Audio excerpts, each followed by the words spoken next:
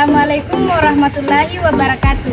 Perkenalkan, nama saya Umuriau dengan NIM 20.025.050.1089. jurusan Sistem Informasi Fakultas Ilmu Komputer.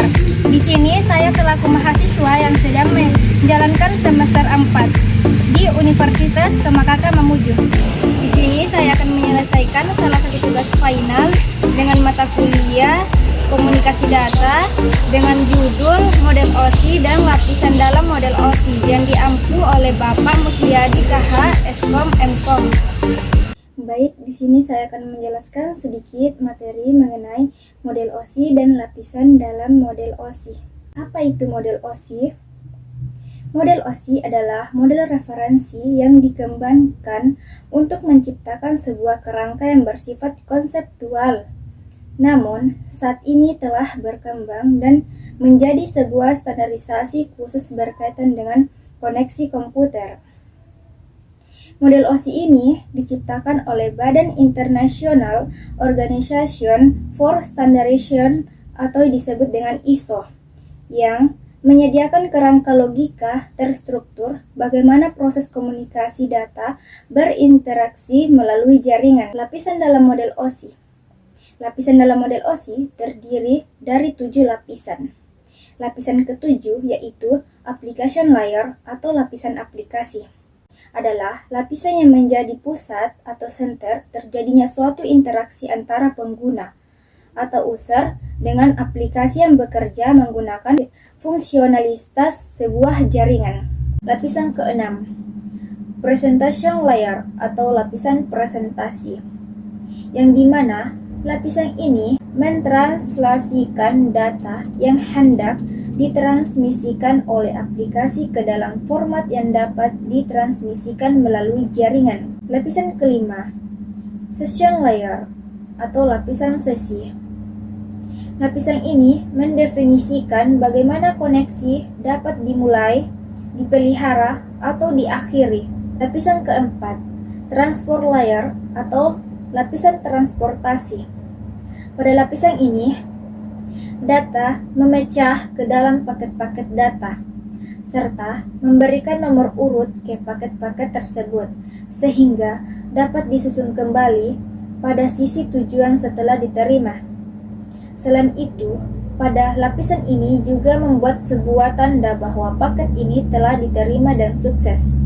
Lapisan ketiga, network layer atau lapisan jaringan.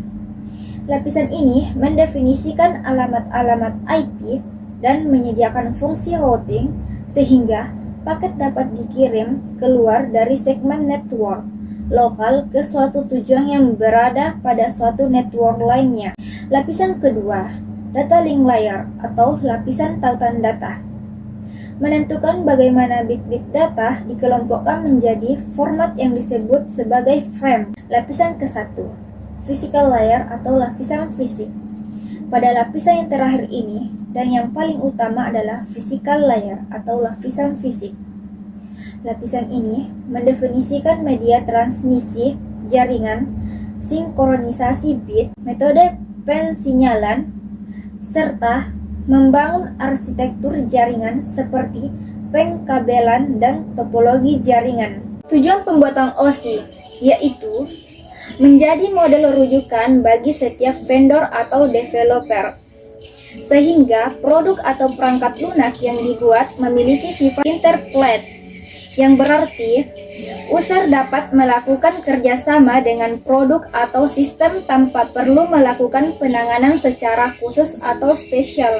Fungsi OSI yaitu memudahkan proses pencarian titik awal permasalahan, sehingga meminimalkan waktu yang diperlukan untuk melacak masalah jaringan. Dengan begitu, masalah jaringan bisa diatasi dengan lebih mudah. Cara kerja lapisan OSI. Dalam proses berjalannya data dari suatu host ke host lain pada sebuah jaringan terbilang cukup panjang, semua data tersebut harus melalui setiap layer dari OSI untuk dapat sampai ke host tujuan. Seperti pada gambar, informasi berawal dari layer application. Informasi kemudian melewati layer presentation dan layar session. Pada tahap ini, biasanya belum dilakukan transportasi data. Informasi yang melalui ketiga layar ini disebut PDU atau Protokol Data Unit atau data saja. Setelah sampai di layar transport, data akan mengalami transformasi ke bentuk lain yang disebut segmen. Segmen mengalir ke layar network dan kemudian diubah menjadi paket. Paket mengalir ke layar data link dan kemudian diubah menjadi frame. Terakhir, frame mengalir ke layar fisikal dan kemudian diubah menjadi bit atau bit-bit. Pada layar ini, bit-bit diubah menjadi besaran fisik seperti arus listrik, gelombang elektromagnetik, dan sebagainya. Sekian dan terima kasih. Assalamualaikum warahmatullahi wabarakatuh.